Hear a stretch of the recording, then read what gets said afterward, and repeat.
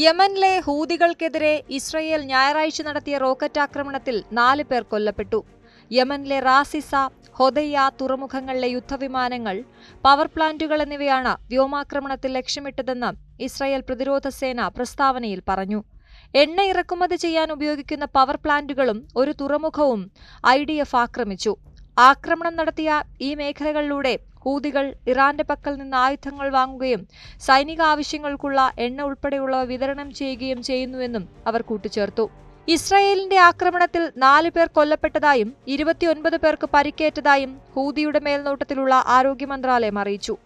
ഇറാന്റെ പിന്തുണയോടെ പ്രവർത്തിക്കുന്ന ലെബനനിലെ ഹിസ്ബുള്ള, ഹൂതികൾ എന്നിവയ്ക്കെതിരെ ഇസ്രായേൽ വ്യാപകമായ വ്യോമാക്രമണം നടത്തിവരികയാണ്. സന്ദേശം വളരെ വ്യക്തമാണ്. ഞങ്ങൾക്ക് ഒരു സ്ഥലവും വിദൂരത്തല്ല എന്നാണ് ഇത് വ്യക്തമാക്കുന്നതെന്ന് യമനിലെ ആക്രമണത്തിന് ശേഷം ഇസ്രായേൽ പ്രതിരോധ മന്ത്രി യോവ് ഗല്ലന്റ് ട്വീറ്റ് ചെയ്തു.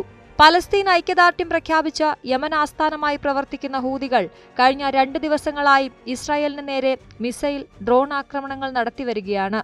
ഇതിന് പിന്നാലെയാണ് ഇസ്രായേലിന്റെ ആക്രമണം.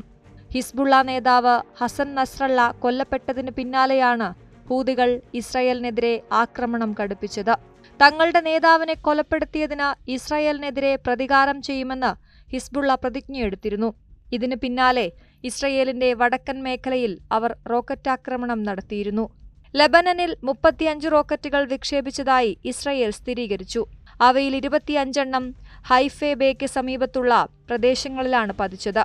ആക്രമണത്തിൽ ആർക്കും പരിക്കേറ്റിട്ടില്ലെന്ന് IDF അറിയിച്ചു. അതിനിടെ ഇസ്രായേലുമായി വെടിനിർത്തലിന് ലെബനൻ നയതന്ത്ര തലത്തിൽ ശ്രമങ്ങൾ നടത്തിവരികയാണ്. ലെബനൻ സർക്കാർ വെടിനിർത്തൽ ആഗ്രഹിക്കുന്നുവെന്ന് ഉറപ്പാണ്. വെടിനിർത്തലിന്റെ അടിസ്ഥാനത്തിലാണ് നെതന്യാഹു അമേരിക്കയിലേക്ക് പോയതെന്ന് എല്ലാവർക്കും അറിയാമെന്നും എന്നാൽ നസ്രള്ളയെ വധിക്കാനാണ് തീരുമാനമെടുത്തതെന്നും ലെബനൻ ഇൻഫർമേഷൻ മന്ത്രി സിയാദ് മക്കാരി ഞായറാഴ്ച നടന്ന മന്ത്രിസഭായോഗത്തിൽ പറഞ്ഞു.